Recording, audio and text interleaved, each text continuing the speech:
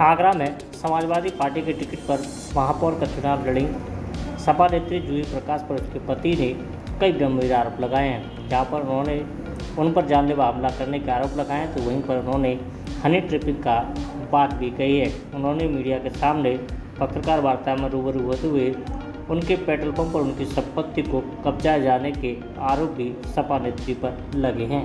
मेरा नाम योगेंद्र प्रताप सिंह है। जूही प्रकाश मेरी पत्नी ने मुझ पर 17 तारीख को जो आत्मघाती हमला किया था, उसमें मैं पीड़ित व्यक्ति हूँ, उनका पति हूँ। मेरे 17 सितंबर 2019 को मेरे पर जानलेवा हमला हुआ है। क्यों हुआ हमला जानलेवा?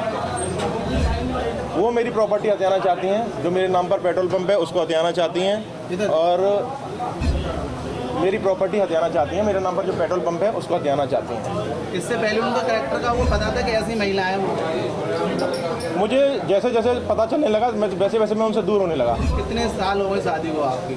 शादी को मेरी 3 महीने हो गए।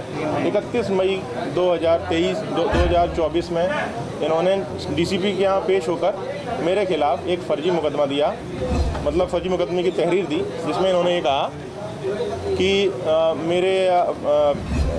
मेरे भैया और मेरे पापा रेप करते हैं और इनसे 50 लाख रुपए की मांग करते हैं दहेज की, और मेरे दोस्त इनके साथ मारपीट करते हैं।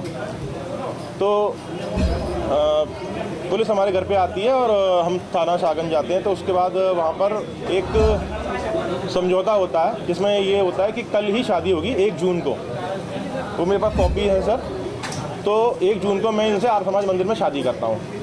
उसके बाद में ये मेरे पर दबाव बनाती है कि मुझे लेके जाओ, और मैं घर में नहीं रहूँगी, मैं रहूँगी बाहर, तुम्हारे घर से बाहर रहूँगी मैं। तो इसी चीज़ के लिए मैं फ्लैट ढूंढ के और जल्दबाजी में था, क्योंकि इसलिए एक फ्लैट रेंट पे मैंने फ्लोरेंस सोसाइटी में लिया, और वहाँ पर मैं इनको 16 तारीख को लेके गया हूँ। 16 क्या था? लव मैरिज तो अब जो शादी बलात्कार का झूठा केस लगाने से होगी तो वो लव मैरिज तो नहीं कहलाएगी, ये तो एक जबरन शादी कहलाएगी। पहले से आपका परिचय था? हाँ, पहले से मेरा परिचय था। इसका मतलब लव मैरिज माने हैं उसे? लव मैरिज तो तब तक मानते हैं ना जब तक तो राजामंदी से शादी होती। उन्होंने तो बलात्कार का केस लगा के शादी करी। तो ऐसे कैसे लगा दो ना बलात्कार का केस? आप पर आदत है उनकी हर किसी पे लगाने की। आप पर आरोप लगा रही है कि आपको गलत क्या कहते हैं वीडियो बनाने की आदत है। गलत वीडियो बनाने की आदत मेरी किसी के साथ भी नहीं रही है। एक मेरा पास्ट था, जिनको ये पहले से जानती थी कि मेरी लाइफ में कोई है। ये मेरी लाइफ में ज़बरदस्ती आई, और उस लड़की को इन्होंने गाली गलौज करके और उल्टा सीधा बोल के मेरी लाइफ से हटा दिया। उसके कुछ साक्ष्य इन्होंने अपने पास रख लिए, फोटो वोटो। उसके बाद मुझे कंटिन्यूसली ब्लैकमेल करती रही। मैं आप लोगों के माध्यम से ये कहना चाहता हूँ कि ये मुझे बहुत सालों से ब्लैकमेल कर रही थी, और इनकी ये आदत है। ये मीडिया में मैं इतने दिन से सर हॉस्पिटल में हूँ, ठीक है, और मेरे चोटें आई हैं, गंभीर चोटें आई। मेरे पे मर्डर करने की कोशिश करी गई, मर मैं पाया नहीं। कानून ये कहता है कि जब पीठ पे वार किया जाता है तो कत्लेआम क्या कहते हैं हमला नहीं होता। वो पीठ पे वार नहीं है सर, वार यहाँ पर है, यहाँ पर। ये पीठ नहीं है, ये साइड वाला एरिया है, ये पीठ नहीं है। उनका आरोप ये है कि 35 लाख क्या कहते हैं आपका हाँ, मेरे पास सबूत है सर। जो इनका पूरा चुनाव लड़वाने का जो सारे ग्रुप ऑपरेट कर रहा था वो मैं कर रहा था, ठीक है। इनकी पूरी पार्टी जानती है मुझे।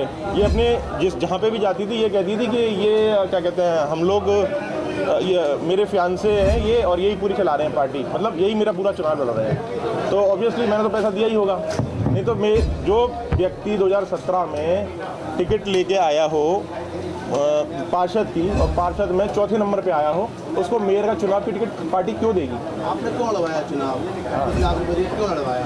आप तो उनमें परिचित भी नहीं थे। आप उनमें नहीं, ये नहीं कहा मैंने परिचित नहीं था। मैंने कहा कि 2019 में मेरी जान पहचान हुई थी। अभी आपसे पहले भी थोड़ी देर पहले जो उसमें थी, मैंने उसमें बताया प्रेस कॉन्फ्रेंस में कि मेरी 2019 में बात हुई, उसके बाद हमारी मुलाकात भी हुई थोड़ी बहुत। लेकिन जो मेन हमारा जो रिलेशनशिप बना वो जो 2023 के चुनाव में बना है, जब मैंने इनके कहने पर, इनके पूरे इमोशनली इंडल्ज हो जाने पर इनके साथ में मैंने इस वाली बात को कहा कि मैंने अब इनको पूरा चुनाव मैं लड़वाऊंगा, ठीक है।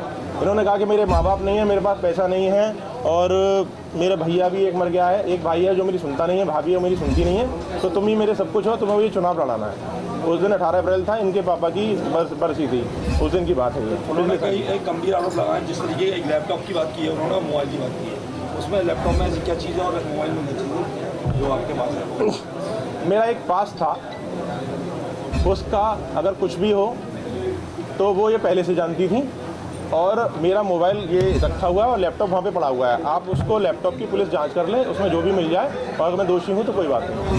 पहला केस है जब कोई पुरुष किसी महिला पे आरोप लगा रहा है, क्या आप पहला केस नहीं है सर, ये रोज़ होता रहता है। आप एक बार जाके दीवानी में बैठिए और कमिश्नर के यहाँ जाइए। आज ही मैं कमिश्नर साहब के यहाँ मिल के आया था, मेरे जैसे 3 लोग और थे।